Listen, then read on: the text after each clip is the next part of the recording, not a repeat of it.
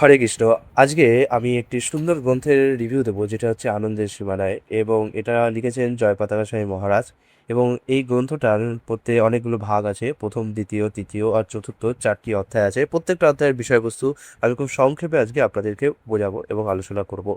প্রথম অধ্যায়টি শুরু হচ্ছে আমরা একটি শ্লোক দিয়ে, শ্রীমদ্ ভাগবতের শ্লোক দিয়ে, যেখানে আমাদেরকে জয়পতাকা সাহেব মহারাজ বুঝিয়েছেন যে ভক্তি রাজ্যেও কিন্তু ক্রোধ, তারপরে শোক, এগুলোর অবস্থান রয়েছে।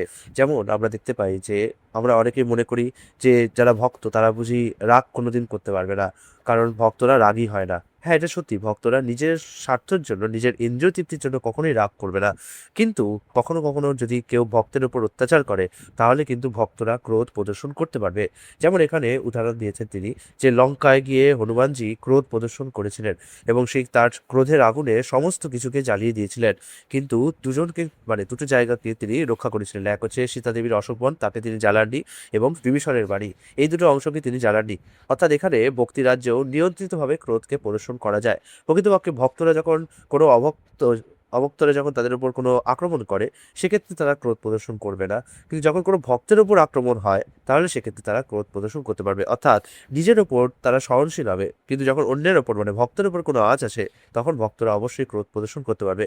যেমন রাবণ সীতা দেবীর ওপর যে অপমান করেছিল, তার জন্য কিন্তু হনুমানজি ক্রোধ প্রদর্শন করেছিল। রাবণের উদ্দেশ্য আর হনুমানজির উদ্দেশ্য এক নয়। এখানে এই অধ্যায়টা পুরো সেটাই আমাদের বলাচ্ছে যে কৃষ্ণ হচ্ছেন সমস্ত লক্ষ্মীর মালিক, তিনি লক্ষ্মীপতি। আজকালকার দিনে যে অসুররা, যে রাবণরা, তারা করে চেষ্টা করে লক্ষ্মীকে বাদ দিয়েই, মানে সরি, নারায়ণকে বাদ দিয়ে লক্ষ্মীর সেবা করতে চায়, লক্ষ্মীকে পেতে চায়। এই জন্যই তারা কখনোই লক্ষ্মীকে পায় না, কারণ লক্ষ্মী দেবী সবসময় পতির অনুগমন করেন। তাই যেখানে নারায়ণ বাস করেন না, সেখানে কখনোই লক্ষ্মী থাকবেন না। কোনো কারণে তারা জড়সিদ্ধির বশত, কোনো পূর্বজন্মের সুকৃতি বশত কিছুক্ষণের জন্য লক্ষ্মীর অনুভব করতে পারেন, কিন্তু সেটা প্রকৃতপক্ষে লক্ষ্মী দেবী নয়, সেটি হচ্ছে ছদ্ম লক্ষ্মী। সেই অনুভব করার ফলেও তাদের জীবনে কখনোই সুখ আসে না, কারণ প্রকৃত লক্ষ্মী দেবী তাদের কাছে নেই, আর লক্ষ্মী দেবী নারায়ণের কাছে থাকে। দ্বিতীয় যে অধ্যায়টি, সেই প্রবচনটা খুব সুন্দর। এই অধ্যায়টি আমাদেরকে চামড়ার যে ইন্দ্রিয় তৃপ্তির থলিটা, এই থলিটার ব্যাপারে বোঝাচ্ছেন। এখানে আমরা ধ্রুব মহারাজের কাহিনী থেকে দেখতে পাই যে ধ্রুব মহারাজ প্রথমে জাগতিক উদ্দেশ্য নিয়ে, জড় কামনার বাসনা নিয়ে ভগবানের আরাধনা করেছিলেন। এবং আমরাও সবাই প্রথম প্রথম জড় কামনা বাসনা আহ চাহিদা নিয়ে ভগবানকে আরাধনা করতে শুরু করি। কিন্তু যখন ভগবানকে আমরা ক্রমে ক্রমে প্রাপ্ত হই, তখন আমরা বুঝতে পারি যে কি বিচ্ছিরি জিনিস আমরা চেয়ে বসেছিলাম। একজন রাজার কাছে গিয়ে সোনা দানার পরিবর্তে কেউ যদি ধুলো চায়, তাকে যেমন মূর্খ বলা যায়, ঠিক তেমনি ভগবানের কাছে কেউ যদি জড় সুখের জন্য প্রার্থনা করে, যিনি কিনা জড় জগৎ থেকে আমাদের চিন্ময় সুখ প্রদান করতে পারে, তাহলে তাকেও মূর্খ বলা যায়। ধ্রুব মহারাজ সেটা বুঝতে পেরেছিলেন, এবং বুঝতে পারার পরে তিনি আমাদেরকে বলেছিলেন যে কিভাবে কৃষ্ণ ভক্ত হওয়া উচিত, এবং তিনি ক্ষমা চেয়েছিলেন যে ইস, আমি কি করলাম। কিন্তু যেহেতু তিনি এই বাসনা করেছিলেন, তাই ভগবান কিন্তু তার এই বাসনাও পূর্ণ করেছিলেন, এবং অবশেষে তিনি ভগবান ধামে ফিরে গিয়েছিলেন। এখানে আমাদেরকে সেই কথাই তিনি বলছেন, পতাকা সাহেব মহারাজ, যে এই যে আমাদের যে জড় জগতের যে বাসনাগুলো, যেগুলো এই জড় জগতের ইন্দ্রিয় তৃপ্তির মনোভাবগুলো, এই মনোভাবগুলোর দ্বারা আমরা ভগবানকে যদিও আরাধনা করছি, কিন্তু অন্তিমে আমাদের সবাইকেই সেই ভগবানের পরম ধামেই কিন্তু ফিরে যেতে হবে। এটা অ্যাকচুয়ালি দেবী ধাম, আর এই দেবী ধামে কখনোই সুখ পাওয়া সম্ভব নয়। তৃতীয় অধ্যায়টা, এই অধ্যায়টাও খুব গুরুত্বপূর্ণ, এটাও শ্রীমদ্ ভাগবতের উপর প্রবচন। অ্যাকচুয়ালি এখানে যতগুলো অধ্যায় আছে, সবগুলো অধ্যায় শ্রীমদ্ ভাগবতের উপর প্রবচনের উপর ভিত্তি করে, যার মধ্যে আমি খুব ইম্পর্টেন্ট ইম্পর্টেন্ট লাইনগুলো দাগিয়ে রেখেছি। এখানে বলা হয়েছে যে পরমেশ্বর ভগবানের সঙ্গ করার উপযুক্ত একটি চিন্ময় লাভ করে আমি পঞ্চভৌতিক দেহটি ত্যাগ করি, এবং তার ফলে আমার সমস্ত কর্মফল নিবৃত্ত হয়। এটা হচ্ছে নারদ মুনির কথা। নারদ মুনি বলছে যে নারদ মুনি ব্যাসদেবকে বলছে যে আমি ভগবানের আরাধনা করার আগে দাসীপুত্র ছিলাম, এবং আমার গৃহে একসময় কিছু সাধু মহাত্মারা এসেছিলেন। তাদের এঁটো খাওয়ার ফলে আমার দেহে ভগবত বীতির সঞ্চার হয়, এবং তারপরে আমি আমার দেহটা ত্যাগ করি। এখানে আমাদের জয়পতাকা সাহেব মহারাজ একটা অন্য অ্যাঙ্গেল দিয়ে বোঝাচ্ছেন যে ভক্তি যোগ হচ্ছে এবং ভক্ত সেবা হচ্ছে কতটা গুরুত্বপূর্ণ। ভক্তি যোগ করে আমরা অবশ্যই এই যে জীবনটা, এই জীবনটাকে ত্যাগ করে, এই জড়জাগতিক জীবনটাকে ত্যাগ করে একটা চিন্ময় জীবন লাভ করতে পারি, যে জীবনে সবসময় সুখ। এমনকি তিনি বলছেন যে যদিও এই জন্মে কেউ করে পুণ্যফল সঞ্চয় করে, এবং শুভ এই পুণ্যফলগুলো সঞ্চয় করার পরেও এইগুলো কিন্তু তাদেরকে এই জন্মেই আবদ্ধ করে রাখবে, এবং পুণ্য যখন ক্ষয় হয়ে যাবে, তখন তাকে পুনরায় এখানে ফিরে আসতে হবে।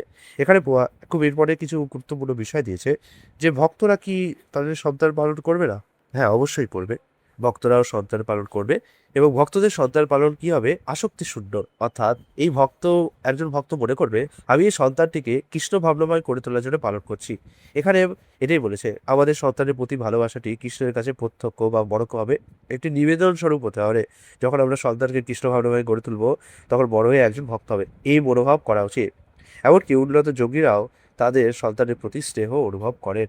এখানে বলা হয়েছে জড়জগতে কারো জন্ম হয়, তার পিতামাতা তার যত্ন করা শুরু করে, তার আদর করা শুরু করেন এবং সেই শিশুটি তাদের প্রতি এক দৃঢ় আসক্তি লাভ করে এবং এই জড়জগতের যে পথ এটা কাটা খুবই খুবই কঠিন। আর বলছে মৃতদেহের মধ্যে আক্ষরিক অর্থে কী পার্থক্য রয়েছে জীবিত দেহের সাথে সে সম্বন্ধে আমরা অজ্ঞই থাকি। কারণ আমরা জানি একটি পার্থক্য রয়েছে। যখন কোনো ব্যক্তি মারা যায় তখন আমরা বলি যে ব্যক্তিটি মারা গেছে, কিন্তু কি আশ্চর্য ব্যাপার, সেই ব্যক্তিটি আমার সামনে শুয়ে রয়েছে, তার দেহটি শুয়ে রয়েছে, অথচ আমরা বলি মারা গেছে।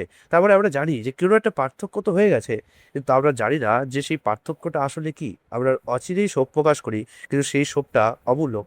কারণ আমরা জানি যদি যে তার মধ্যে যে জিনিসটা ছিল যার জন্য এখন তাকে মৃত বলা হচ্ছে, সেই জিনিসটাকে কোনোদিন আমরা দেখতে পাইনি, সেই জিনিসটাকে কোনোদিন আমরা আদর করতে পারিনি।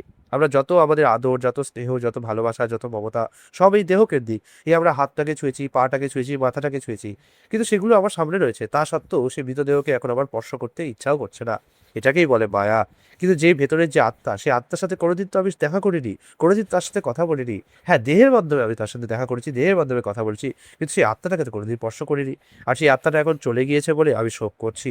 হায় কপাল! এর থেকে আমাদের চিন্ময় দেহতে লাভ করাই উচিত, কারণ চিন্ময় দেহের আর আত্মার মধ্যে কোনো পার্থক্য নেই। চতুর্থ অধ্যায়টা খুব গুরুত্বপূর্ণ। এই অধ্যায়ে শরৎ কুমাররা বলছেন যে কিভাবে আমরা ভগবত প্রেম প্রাপ্ত হলাম। শরৎ কুমাররা তারা ছিলেন সনক, সনন্দ, সনাতন এবং সনক, সনন্দ, সনাতন। আর আসলে নাম আমার একটি মনে পড়ছে না, আমি মনে পড়লে পরে বলে দেবো।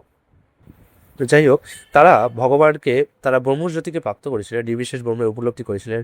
কিন্তু যখন তারা বৈকুণ্ঠে গিয়ে বৈকুণ্ঠে ভগবানের চরণে নিবেদিত তুলসীর আঘ্রাণ শ্রবণ করলেন, তখন তারা ভগবত ভক্তে পরিণত হলেন। এখানেই আমাদেরকে এই অ্যাঙ্গেলে বোঝাচ্ছেন যে কীভাবে এই জড়জগতে থাকা সত্ত্বেও আমরা জড়জগতের যে কোনো বস্তুকে ভগবানের সেবায় লাগাতে পারি এবং অচিরেই সেটা চিন্ময় হয়ে যায়। আমরা ভাবি যে আমরা এখন হয়তো ভগবানের থেকে দূরে আছি, কিন্তু কী করে আমরা ভগবানকে পাবো। কিন্তু আমরা এটা একবারও ভাবি না এই জড়জগতে যা কিছু আছে সেগুলো ভগবানের সাথে যুক্ত। এই জড়জগতের প্রত্যেকটা বস্তু, প্রত্যেকটা জিনিসের কণায় কণায় ভগবান রয়েছে, কিন্তু আমাদের মূর্খামির জন্য আমরা সেই উপলব্ধিটা করতে পারি না। কিন্তু যখন আমরা প্রত্যেকটা কণায় কণায় ভগবানকে দর্শন করতে পারবো, তখন আমরা বুঝে যাবো যে আমরা ভগবান থেকে কোনোদিন বিচ্ছিন্নই হইনি। যেমন আমার দেহের মধ্যে কোনো নিউক্লিয়াস বা দেহের মধ্যে যদি কোনো কোষ থাকে, সেই কোষ যেমন আমার থেকে বিচ্ছিন্ন নয়, কিন্তু তার একটা নিজস্ব সত্তা রয়েছে। আমার দেহের প্রত্যেকটা কোষ, প্রত্যেকটা অণুপরমাণু তাদের নিজস্ব আকার রয়েছে, কিন্তু প্রত্যেকটা নিজস্ব আকার থাকা সত্ত্বেও তারা আমার থেকে বিচ্ছিন্ন নয়। ঠিক একইভাবে এই পুরো জড়জগৎ এবং পুরো চিন্ময় জগৎ সব কিছু ভগবানের সাথে যুক্ত। পুরোটাকে এটা ভগবানের দেহ ভাবতে পারেন। তাই আমরা কখনোই ভগবানের থেকে বিচ্ছিন্ন নই, আমরা ভগবানের দেহের মধ্যেই রয়েছি।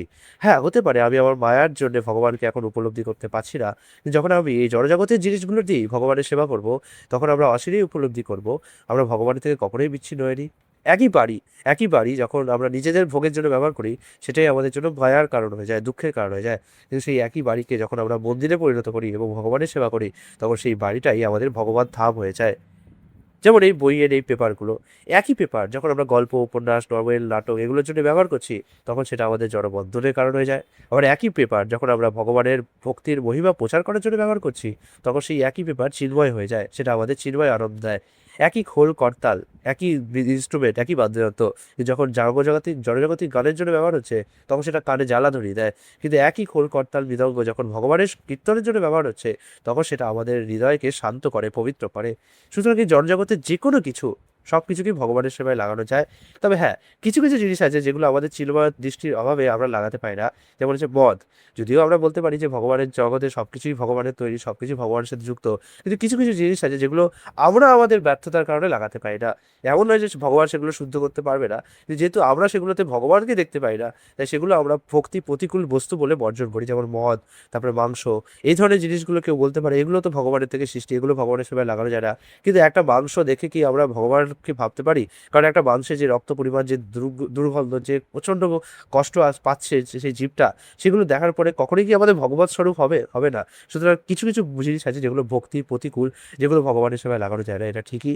তার মধ্যেও ভগবান আছে, কিন্তু তবুও ভক্তি প্রতিকূল এইভাবে পার্থক্য হয়। যেমন মাটি, যেমন মাটি যখন নিচে পড়ে থাকে তখন সেটা কি হয়ে যায়, ধুলো। আবার সেই মাটি যখন কাদা হয়ে যায় তখন সেটা একটা আকার পেয়ে যায়। আবার সেই মাটি যখন পুড়িয়ে শক্ত হয়ে যায় তখন সেটা এত শক্ত হয়ে যায় তাতে জল রাখা যায়। এমনি কাদা মাটিতে আপনি জল রাখতে পারবেন না, জল দেবেন সেটা ছড়িয়ে যাবে। কিন্তু যখন শক্ত পোড়া মাটি হবে তার কলসিতে জল রাখতে পারবে। সুতরাং মাটির মধ্যেও পার্থক্য রয়েছে, সুতরাং ভগবানের সৃষ্টির মধ্যেও পার্থক্য রয়েছে। কেউ কেউ মায়াবাদীরা বলে থাকেন যে জগতে সবকিছুই যেহেতু ব্রহ্ম, তাই সবকিছুই ভগবানের সেবায় লাগানো যায়, তাই খাবারেও বাছবিচার করা উচিত নয়। কিন্তু এরাই কখনোই এই কথা বললেও, তারা খাবারে বাছবিচার করে না এই কথা বললেও, তারা নিজেরা কিন্তু কখনোই গাছ, পাথর, মাটি, তারপরে কি যেন, গা, মল, এই ধরনের খাবার গ্রহণ করে না। তাহলে সবকিছু যদি ব্রহ্ম হয় তাহলে সবকিছু গ্রহণ করা যায় না। সবকিছু ব্রহ্ম হলেও কোনোটার একটা নির্দিষ্ট ব্যবহারিক উপবিধি আছে। যেমন মাটি, একই মাটি সন্দেশেও রয়েছে। মাটি মানে ওই ভাববে না যে যেগুলো ঠাকুর বানানো সেই মাটি। মাটি বলতে সলিড ম্যাটারকে বোঝানো হয়েছে।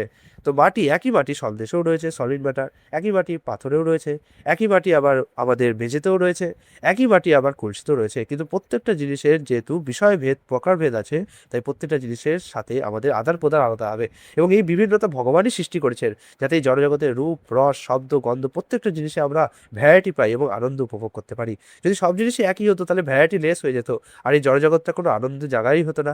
প্রত্যেকের চিন্তাভাবনা আলাদা, প্রত্যেকের স্বতন্ত্রভাবে। তো সব কিছু এই ভ্যারাইটি ভগবানের থেকে এসে, কারণ ভগবান হচ্ছে রস বৈপুংসা, রসের আধার।